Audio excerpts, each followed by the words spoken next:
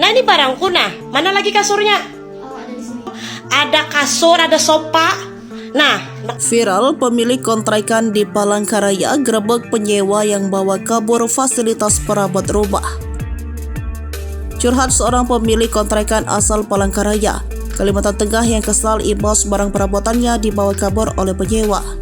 Padahal barang-barang tersebut merupakan fasilitas yang diberikan pada penyewa rumah untuk digunakan selama tinggal di kontrakan. Peristiwa tersebut pun ramai viral di TikTok usai diunggah oleh salah satu pemilik akun Jumat 5 Januari 2024. Kecurigaan pemilik kontrakan tersebut terjadi usai melihat kondisi rumah yang disewakannya dalam kondisi kosong.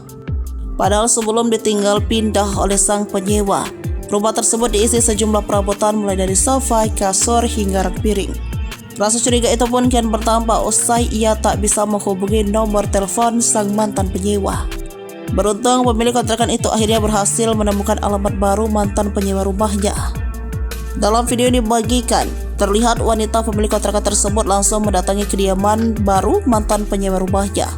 Benar saja, saat didatangi, barang perabotan mantan pemilik kontrakan sudah tersusun rapi di kediaman baru mantan penyewa. Dengan nada kesal, pemilik kontrakan langsung mempertanyakan alasan mantan penyewa tersebut membawa barang-barang miliknya. Pemilik kontrakan menyayangkan sikap mantan penyewa rumahnya yang membawa barang-barang tanpa seizinnya terlebih dahulu. Barang-barang perabotan rumahnya itu pun akhirnya diminta untuk dikembalikan oleh sang pemilik kontrakan. harusnya punya orang tuh jangan dibawa. Kamu sudah kontrak tuh itu murah, sewa lagi itu bukan kontrak. Nah, nak tahu Bu Hanikam, nah ini nah kasurnya. Aku bukan apa-apa, aku menyewakan rumah, ada tilang, ada kasur, ada sofa. Nah, nak Bu Hanikam nak melihat sofaku nah. Nak melihat nah. Download Tribun X sekarang. Menghadirkan lokal menjadi Indonesia.